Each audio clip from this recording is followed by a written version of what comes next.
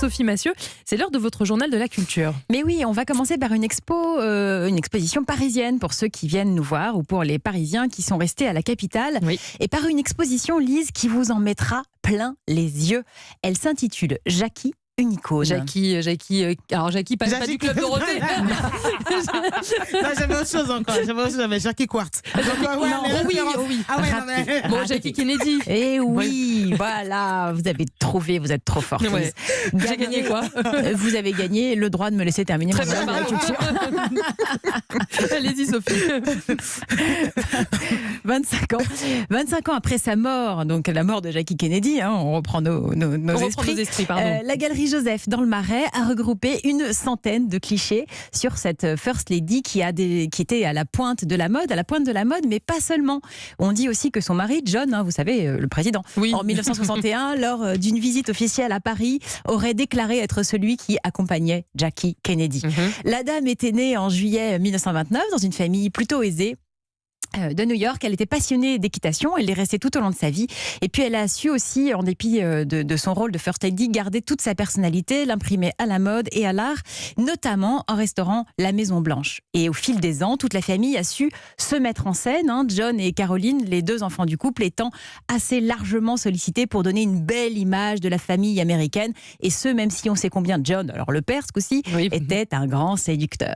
Quoi qu'il en soit, vous avez jusqu'au 1er septembre pour voir cette exposition à la Galerie Joseph qui se trouve 16 rue des Minimes, c'est métro Chemin Vert, donc vraiment dans le Marais.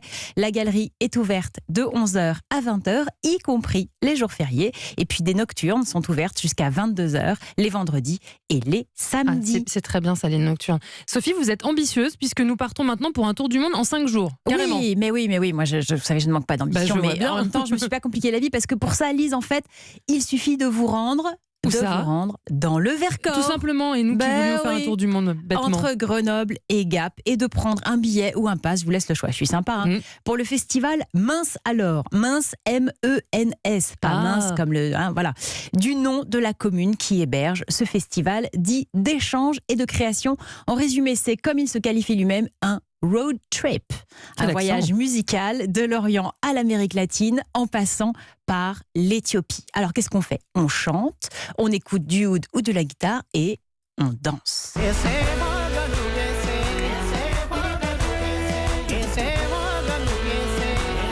Vous savez que les danses éthiopiennes sont juste bluffantes. Je ne sais pas si vous avez eu l'occasion de voir des danseurs éthiopiens, mais c'est extraordinaire. Moi, j'ai une chorégraphie en direct sur Europe1.fr avec Claudia qui danse.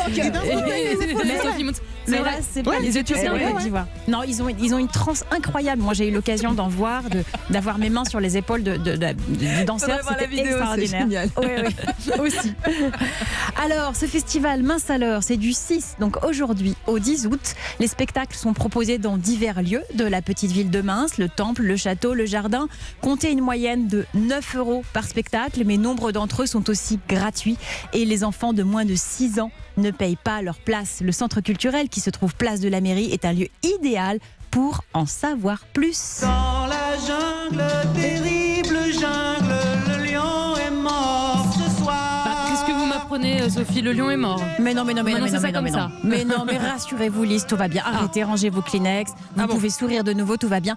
Le lion n'est pas mort et il fait même l'objet d'une exposition temporaire à la grotte Chauvet 2 en Ardèche, à Vallon-Pont d'Arc. La grotte Chauvet 2, vous savez, c'est cette réplique de la grotte Chauvet qui, elle, a été découverte en 1994, qui est aujourd'hui classée parmi les sites inscrits au patrimoine de l'UNESCO. Et de la sorte, comme ça, on peut voir les chefs-d'œuvre de l'art pariétal préhistorique sans les détériorer, sans refaire les mêmes bêtises que celles qu'on a faites à Lascaux.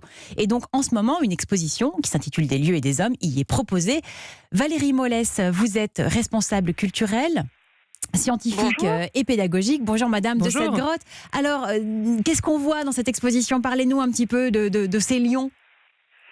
Alors, nous avons souhaité finalement développer ce thème des lions et de la relation aux hommes parce que, vous l'avez dit, dans les peintures de la grotte Chauvet, on a un bestiaire tout à fait particulier et qui met notamment en avant les lions des cavernes.